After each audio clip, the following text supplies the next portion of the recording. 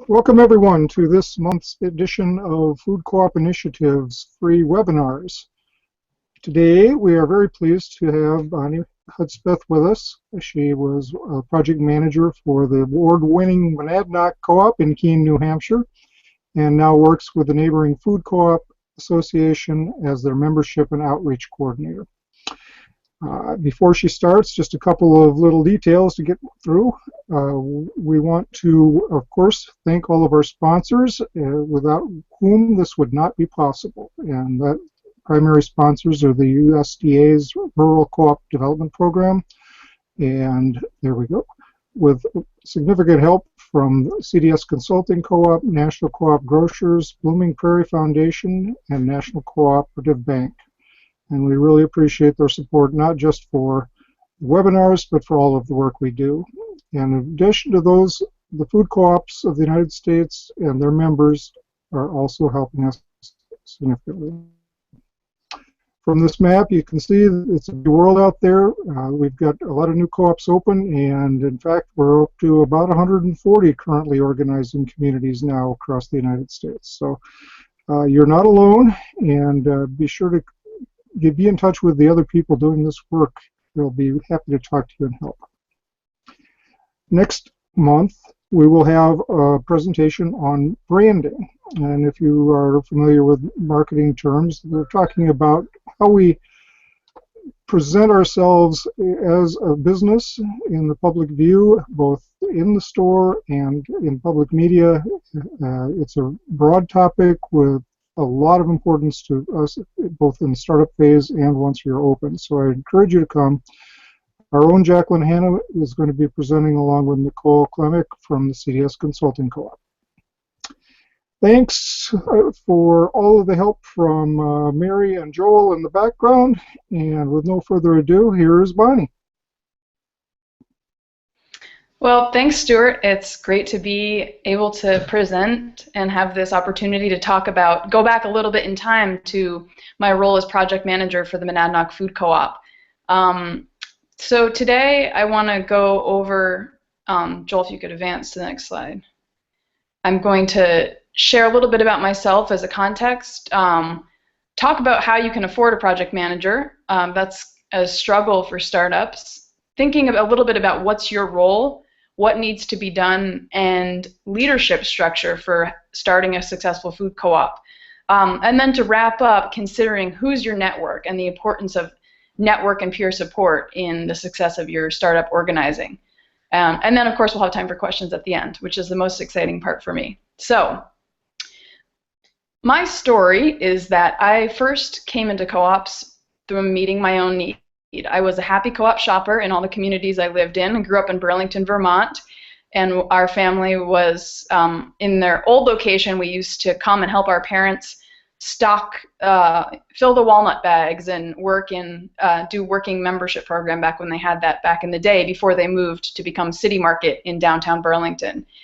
But when I moved to Keene, New Hampshire to start my graduate program at Antioch University of New England, I realized that our community did not have a food co-op.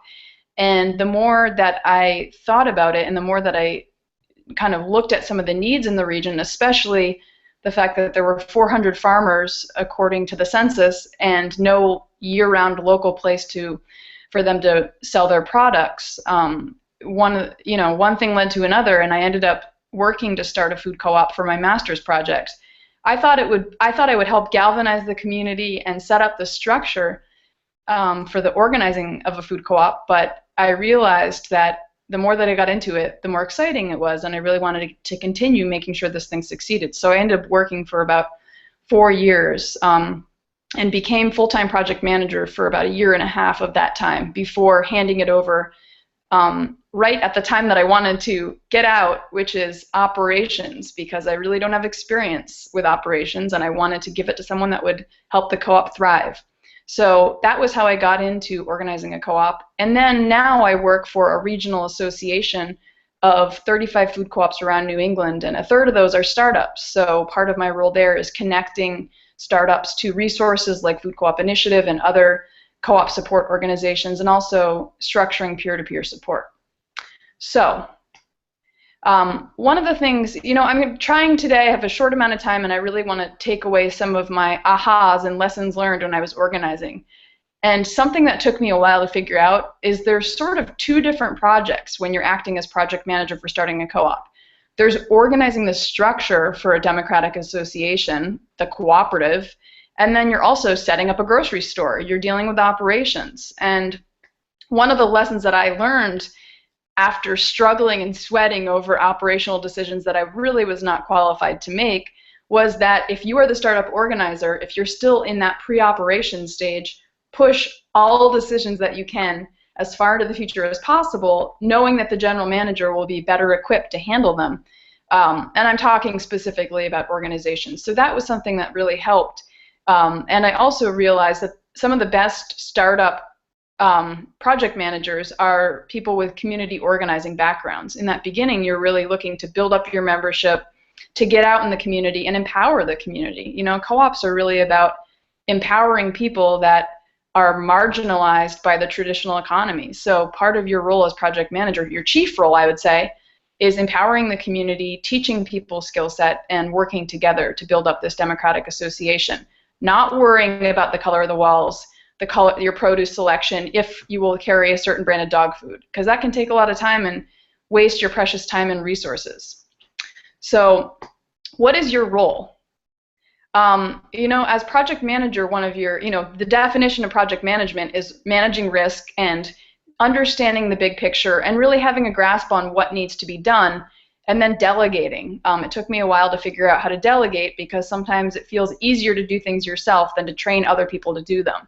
But by empowering others, you're going to help the co-op succeed. You're going to help galvanize people that will become future participants and shoppers and hopefully run for the board of directors. And that way it allows you to do what's really important for a project manager, which is plan and analyzing.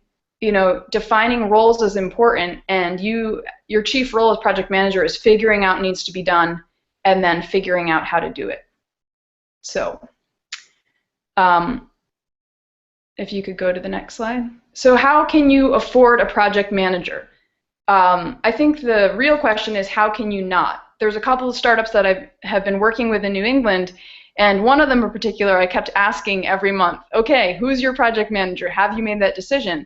Because they kept telling me they got to a system in organizing where roles were becoming unclear, someone needed to be pushing the project forward and delegating, but it was uncomfortable because there was no specific role or paid staff. So it was all board members with equal power, and it became clear that it was really stalling the progress of their co-op. So you'll come to a point in your co-op organizing where you really will need a project manager. You will need someone that wakes up and the first thing they think after they brush their teeth is, what am I going to do today to bring our co-op one step closer to opening the doors? So it's really important to have a paid project manager in place, even though they probably will not be getting paid what they should or enough. So in terms of the question of how do you find the funding, one of the first things I would say is get together with, when you're transitioning to set up for that project manager, brainstorm a list of funding sources in your own community. At this point, thinking about writing big grants to me seems like you could waste a lot of time doing that, and your community is a rich source of resources because your project manager will likely come from your community, and I think you can make a really compelling case for putting together resources to hire this person. Then go out there and ask. One of the key skills in project management is you can't be afraid to ask. So that's what I did. I brainstormed in the community, had hundreds of coffee shop conversations because at the time I think I was 25 when I started, and I looked younger, and people really laughed me off. They didn't really know me. So my first role was building relationships in the community and getting comfortable asking and putting together an appropriate proposal to get funding, knowing that the co-op would not continue moving forward unless we had a dedicated project manager in place. So on the other side of that is, how do you avoid the self-perpetuating project manager? Some of the co-ops out there have been organizing for a while. Startup development is not a short process, but A new phenomenon that wasn't really around when I was project manager is more grants becoming available, and these grants will help pay for these continuing roles. But the dangerous cycle of that is that as project manager, if you are left with the sole responsibility of fundraising for your own position, it could almost take over the majority of your work rather than the work that you should be doing, which is trying to figure out how to move the project forward so the co-op opens its doors. So Stuart and I were actually talking about this a couple weeks ago and thinking, hey, wouldn't it be phenomenal if the board of directors actually took on that responsibility, or at least a chunk of it, to know they were responsible for helping to fundraise for the project manager's position, so the project manager could continue doing what they were doing to move the project forward. I think this is really important for a couple of reasons, and one is that as project manager, the board has the opportunity to act out what they will eventually be doing with the general manager. They have to practice governance, they have to practice holding you accountable, they have to practice supporting and making sure you're getting what you need to do your job well. So I think it's a really important role for the board of directors to practice with the project manager, but it's also important for you as project manager to get the support that you need so that you can focus on moving the project forward. So if you are in that role and you're stressed about your own funding, I would say immediately when you see your board of directors, bring it up to them. Say, hey, this is taking up too much of my time and we're not going to move forward unless I get your support. And I know the board's overwhelmed as well, but it seems like it would be a really huge step forward to take that off of your plate, or at least help share the load. So, speaking of board and project manager, how do you structure your leadership? One of the most important things is building and training your teams. Identify early who you want on your volunteer team as members and also as leaders, and think about what is each team leader's responsibility. One of the things that was really important in Monadnock Food Co-op's development was we got to a point where we had lots of volunteers that wanted to do something very specific. They were fine to table at an event, but they often weren't available, and so it became me as project manager tabling at a bunch of events, which is really not good use of a project manager's time.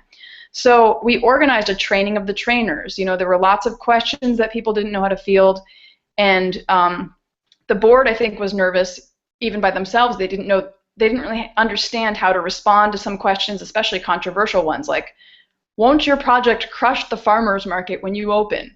What will happen to the other natural food store in town? And it made them nervous. So rather than continuing to feel burnt out as project manager or have one other board member that would go present, we took a step back and invested time and resources into training the trainers. So we trained people that could be leaders of different teams. So a volunteer coordinator, a marketing committee, you know, thinking about all the different committees. That way we were giving them the skills they need. We put together a 1 or 2 pager about how to answer difficult questions, messaging about co-op membership so that everyone could be on the same team.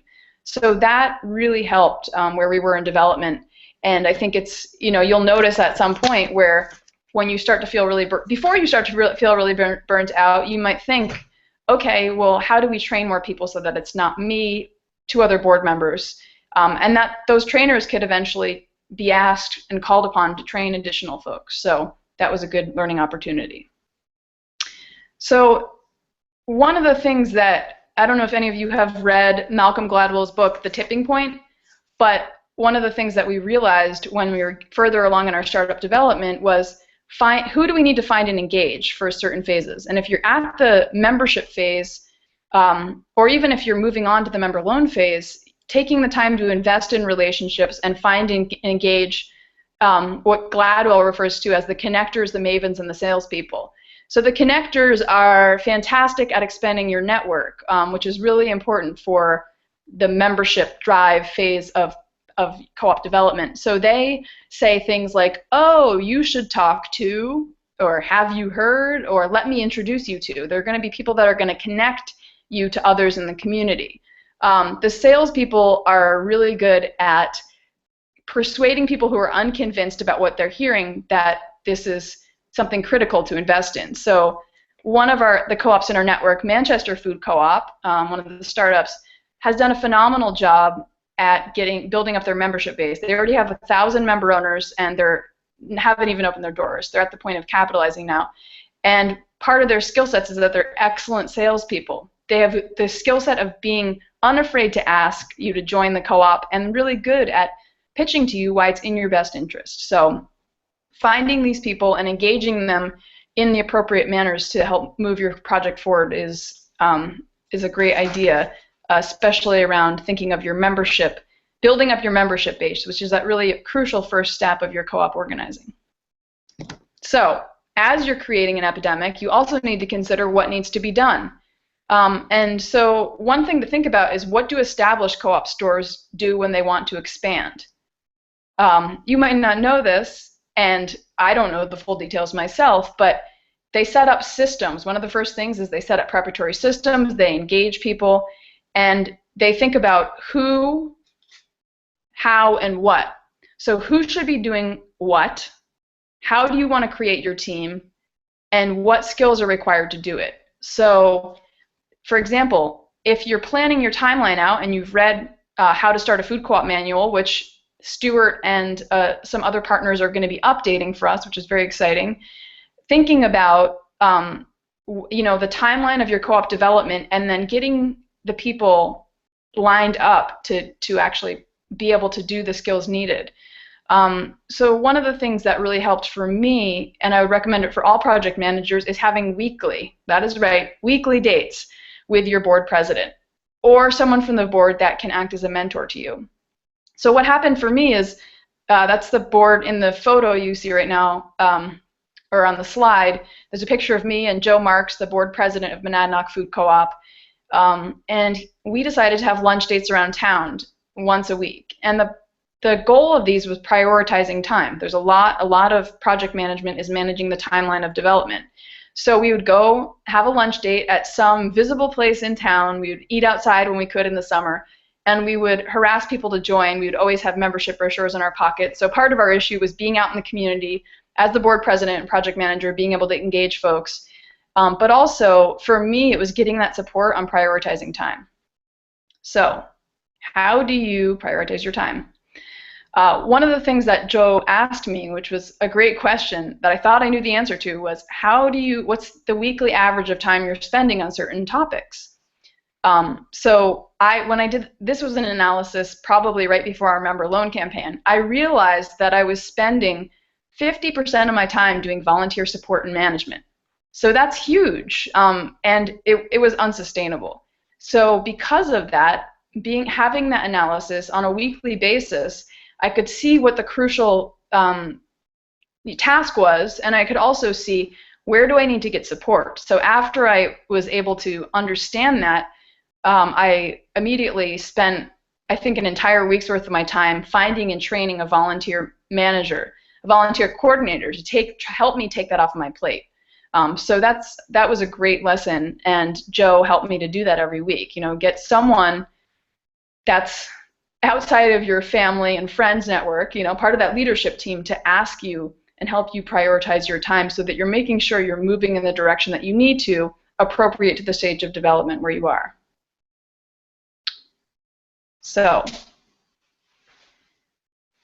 and part of, one of the most important things that I learned, it took me a while to learn, was analyzing what's going to have the biggest impact in terms of what I'm doing on a daily basis. If you have 8 hours in a day that you're working, how are you going to best be efficient and meet the goals that meet the goals so that you can move forward with project management?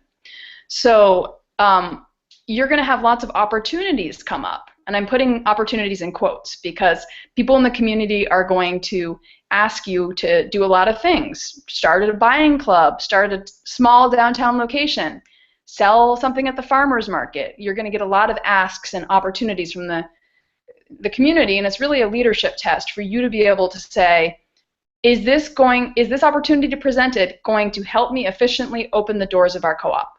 If the answer is no, then just say no.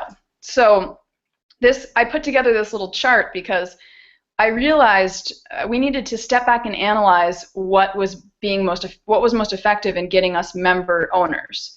And I realized that a lot of the things that we were doing involved high time commitment with low results. So we were tabling at every organization in the community and its brother. And we weren't really getting, volunteers were going out and they would get one member. I mean, the average of probably 0.5 members from this tabling. And it was taking a lot of time, and it was taking a lot of the volunteer power that I had, so that I had organized. So what we figured out was to analyze and focus on events that had low commitment with high results. And for us, that was house meetings, or we called them co-op potlucks, where you could get empower member owners to bring together 20 or so of their friends, get someone there, either a board president, project manager, and you could show up, you could get fed, and you could present about the co-op, and with the sole purpose in this organizing of being like, bring your checkbooks, sign up for the co-op. This is the opportunity to learn more about the co-op, ask questions, and if you're feeling comfortable and ready, join. So that, I would walk away from a co-op potluck with 12 to 15 new members. That didn't happen every time, but it was a way of empowering your member network to be a part of the success of the co-op organizing and the membership recruitment. So having that step, I think not just the project manager, but the project manager and board, setting time aside to analyze your events, what makes the most sense, I think is really important, because I know there's always ideas you test out, like doing demos, doing tabling at farmers markets and stuff, but I think you really got to analyze, and at some point realize you're going to have to step back from getting out to all the community events and choosing one a week or even one a month when you get into the member loan campaign phase. So you want to make sure that you're getting the biggest bang for your buck. And crucial to co-op organizing is leadership renewal, and it's really one of the biggest hurdles for startup organizers is burnout. I think you probably have all experienced that already. I mean, you might feel burnt out yourself, but also your board members, your volunteers, there is going to be burnout. And so to try to avoid being stuck in a really rough spot, looking at the development timeline, between each of the stages, you should be planning for a refresher in your team. You should be planning for leadership renewal so that you're not left high and dry because your volunteer manager feels so burnt out halfway through the member loan campaign that he or she is no longer able to do that duty, and then you're stuck at a very hard time without that role. So I think that's having, both on your board, checking in with them regularly before these big transitions in events, before your member loan campaign, before a 500 member owner hurdle, just checking in and saying, how are you all feeling? Do we need to bring in a new, some fresh board members at this phase, or steering committee members? And you will avoid being in a situation where you're left without someone critical at a time that's hardest for you as project manager. So when you're preparing to open, woohoo! The best part of startup organizing. One of the most important things, at this point, there will probably be a transition in leadership. For lucky co-ops, you'll have time, for like a long time of overlap between project manager and general manager. But one of the things that your role as project manager can be gearing up is put your members to work. Members are really antsy. It's probably been at least 2 to 3 years, maybe 4 or 5, maybe more, that member owners have been waiting for a co-op, and it's really empowering to them if you're like, hey, we need you. Get out into the community, spread the word, and that's the time where people, I think, are most excited, and they really want to get out there and do something tangible to help the co-op open its doors. So having, when the co-op opens, organizing volunteer greeters, you can do that way ahead, towards the end of those stages. At this point, your capitalization should be complete, so as project manager, you're really helping to transition with the general manager, and you're helping to engage member owners in a way so that when the store opens, it will be jam-packed, and it will give everyone a role and feel like they are part of the success, because they are. So, one of the things to think about, besides focusing on roles, is what when I'm thinking about what makes startup initiatives successful, a part of that is peer support networks. So when the Neighboring Food Co-op Association started, a group of co-op general managers around the Connecticut River Valley in New England said, hey, we feel really isolated. We're each in our own communities. We know we're doing good things, but we don't know what's going on with your co-op. We feel isolated. So they created this structure to have better peer support and to work together towards the same values. So they had an early T-shirt that said no longer blanking in isolation. And that means, managing, no longer organizing, fill in the blank for your own startup. But part of that is finding expertise and connecting with other co-ops and other startups who are maybe a little further along in the development phase, and they don't need to be your neighboring co-op. They could be someone across the country, and learn from other startups. If you haven't already, once this call is done, get onto your Facebook page and go to Food Co-op Initiatives and see all the startups that they and like them and follow them on Facebook and connect with them, see what they're doing well and how you can learn. Because I think that's a really important part of making our organizing processes more efficient is learning from each other and picking the best practices from either established co-ops near you or startups in terms of what they're doing that or filling in the skill set gaps, what your community might not have, and seeing what they're doing well. So, that consider in your community, who is your network of peer support? You can see up these in the map, the milk bottle with apples are all the open stores, and all the green thumbtacks are food co-op startups that will have stores open. So what we have really tried to do is hook these startups up with the appropriate established co-op nearby, or maybe somewhere in this network, that can help them figure out what, something that they might be missing in terms of their organizational planning. And also, I think it adds credibility. If you can tap into a network and, in the case of Neighboring Food Co-op Association, for a startup to be able to say, I am part of a network of co-ops that is owned by 90,000 people across New England. We generate $255 million in revenue and $50 million in local purchases. It's demonstrating the impact that your startup wants to have when it opens its doors. So you can use the national, what is it called? I think it's like Healthy Food, Healthy Communities, the initiative that National Co-op Grocers did, with impact statistics on how co-ops are contributing. And that's a really important part for the story of your startup. You don't yet have your doors open, so how can you help tell the story about what co-ops are doing? Connect to your neighbors and use these statistics to help demonstrate the role of co-ops in the economy and in and in really contributing to the social causes in your area.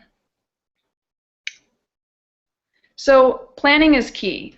To summarize, planning is really key to successful organizing of a startup. Setting up systems and support, and figuring out roles and making sure you're structuring teams or you're structuring a campaign well is what's going to lead you to be successful, because you really don't have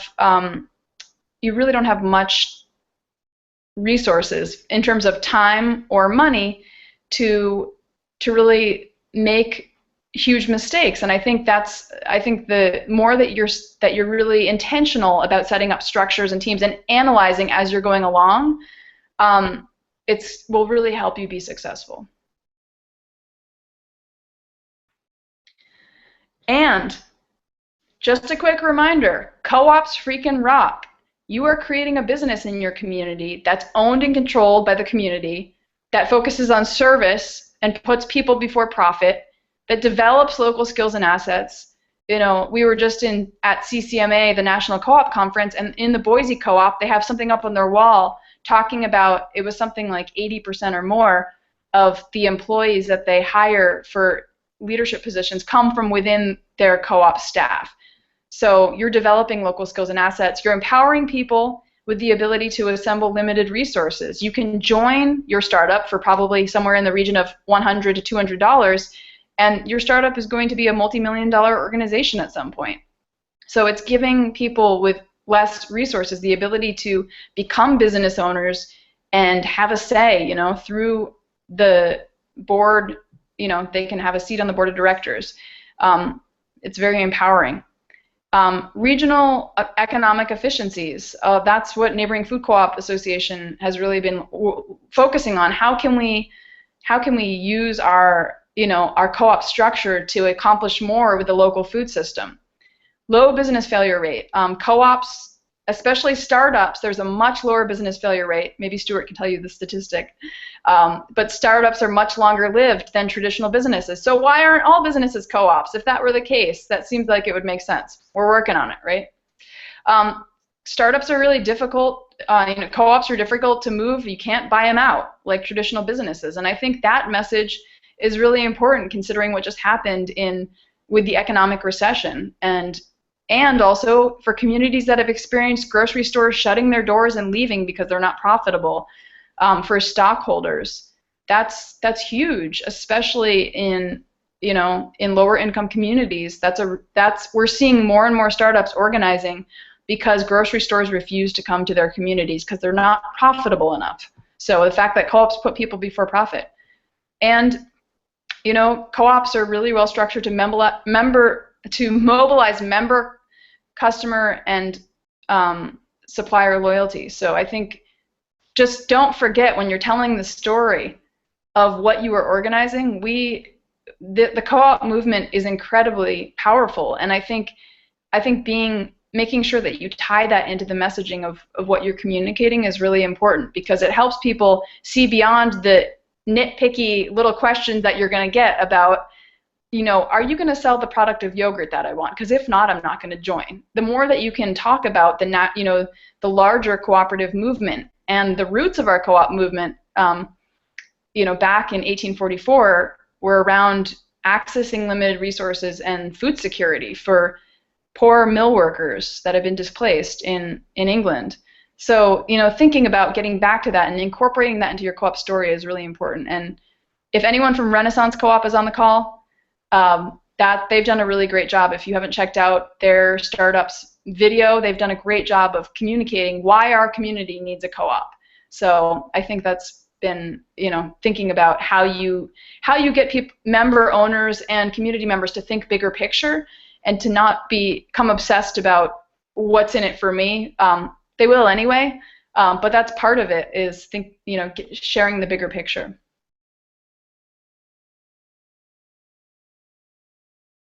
So I think I've seen some questions being flashed up from Mary.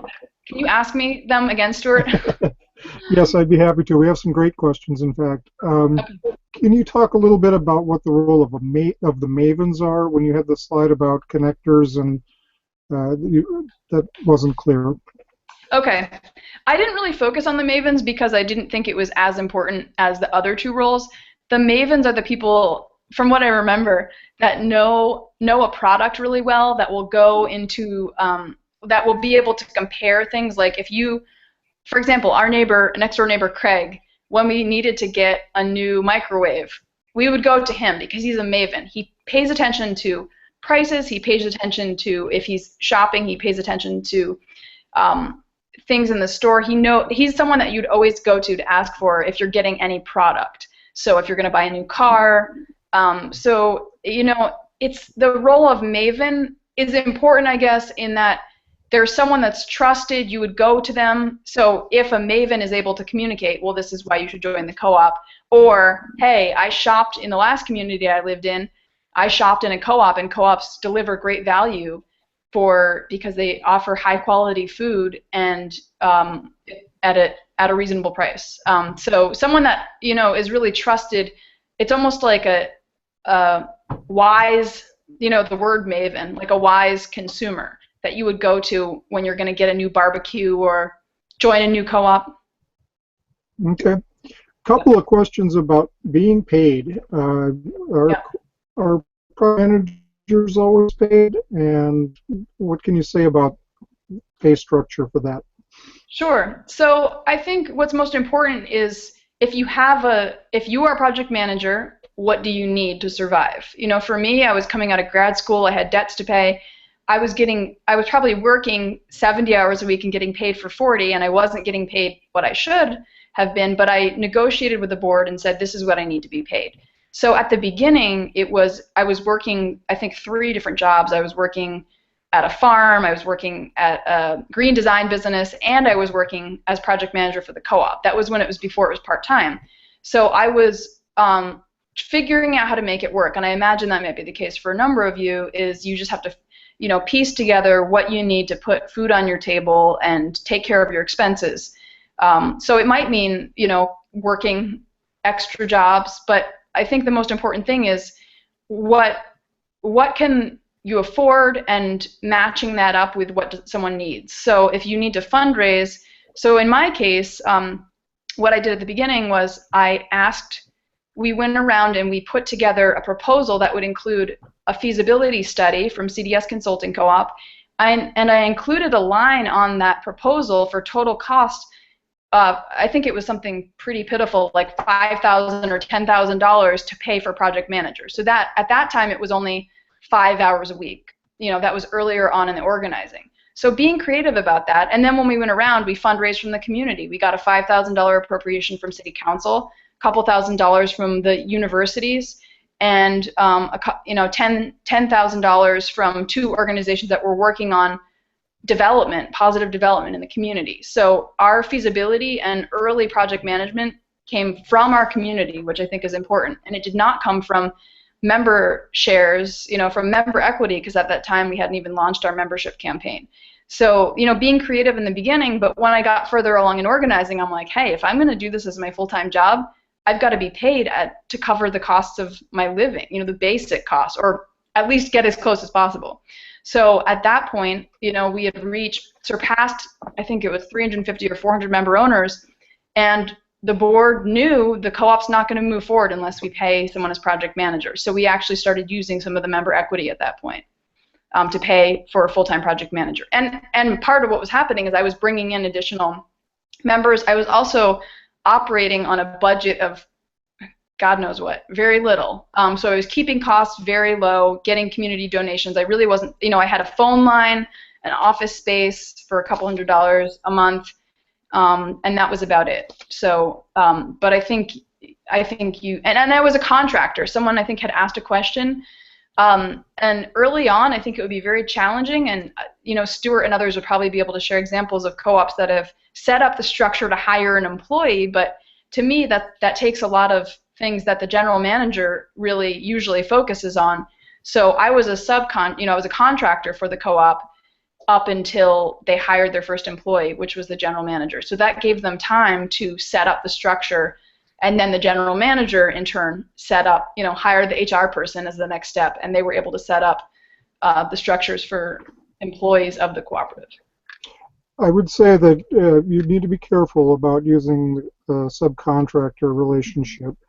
It's being tested more often than it used to, and the rules are pretty specific. You can find them online pretty easily by just searching for subcontractor requirements or something along those lines. And be sure to take a look at that and get legal advice if you need to, if you're not sure, before you commit to it. It is going to be safer to have a person as an employee, and it is going to be a lot more work. But that's right. That's just the rules. That's Stuart hit on some important points, which is that my office was in a small business development center in town, which made a lot of sense because it was a lot of up-and-coming businesses, so we were able to support each other. So I definitely had to spend a good amount of time researching that and making sure we were setting up a safe situation for my position. So, but that is an important point. Let's see. There's a good question about whether a prime minister could be an internal fill, like a volunteer that's doing a great job and gets sort of promoted, or whether it's better for it to be external. And related to that, could a board member become a project manager and still stay on the board? Great question. So, I think it's really important to pay a project manager. Even if you're paying them, I think the first question was about volunteer. You could have a volunteer project manager, but there is something different in how you communicate with the community and how your role with the board and the organizational structure, and knowing that it is a job versus a volunteer position.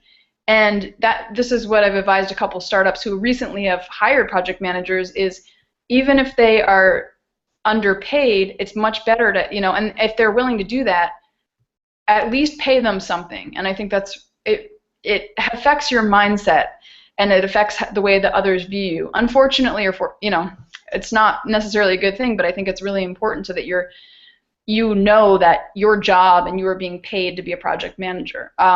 In terms of could you still serve on the board, in my case, I thought that it would be organizationally very kind of murky if I served on the board and was project manager, and then also as project manager was on the committees. That I came to all the committee meetings. I thought that would get very organizationally murky. So I actually was never on the founding board of directors.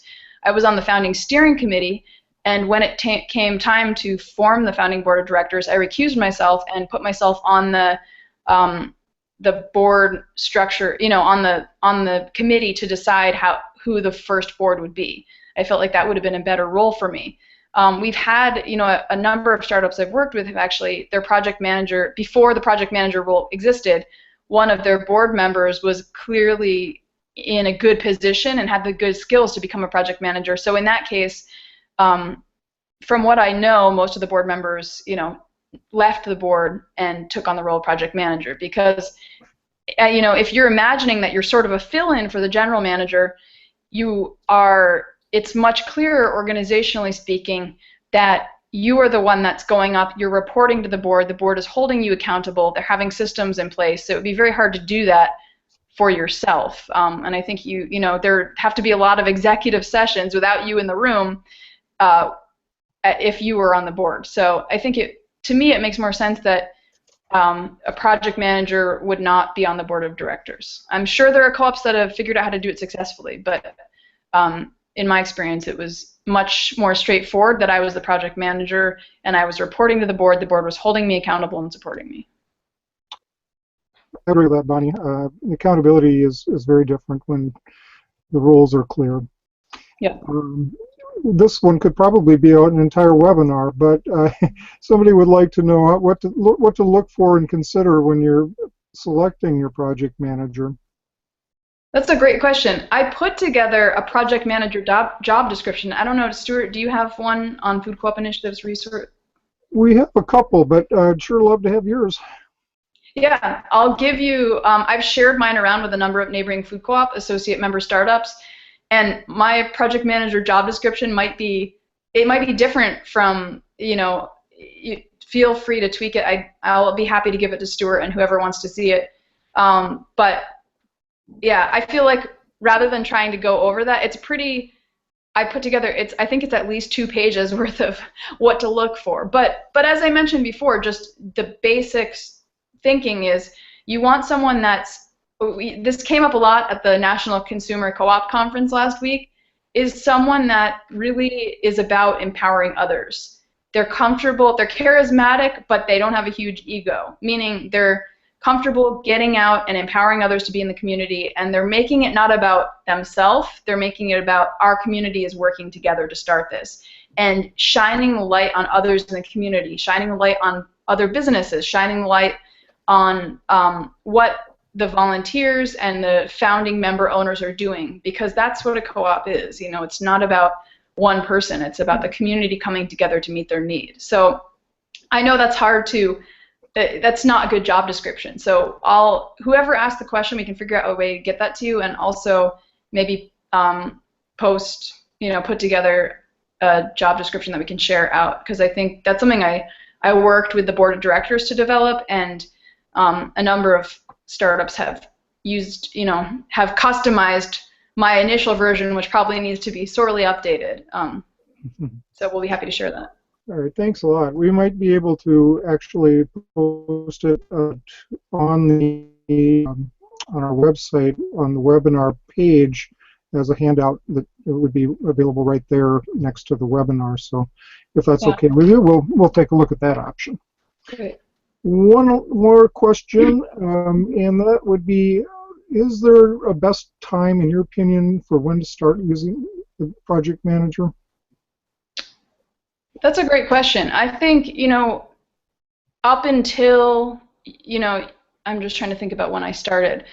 I think that if you look at the capitalization of the co-op as one of the most time-intensive and challenging things that the project manager will be doing, especially if their project management ends and you have a leadership refresher before operational decisions are made, which is ideal. Very few people have the skill set of both community organizer and someone that will be an excellent manager of a multi-million-dollar grocery store. So to me, thinking of the member loan and capitalization campaign, which is stage 3, I believe, you would want someone in place well before that so that they have, that they're well versed with the member owners, that there's a relationship and a level of trust built. So I would say when you get ready to launch your membership drive, it would be great to have a project manager in place. And if not, get one in place as soon as you can after that, because there's a lot of things to coordinate as soon as you start launching your membership drive and getting new members in, because you'll want, in our case, we sent out weekly communications with members in e-newsletters. We also thanked everyone for joining and sent them 2 membership brochures and said, please recruit 2 of your friends to join. So there's a lot of stuff like that that needs someone really coordinating and delegating responsibility. So I would say, in my experience, as soon as you launch your membership drive, it would be great to have someone in place. Would you agree with that, Stuart?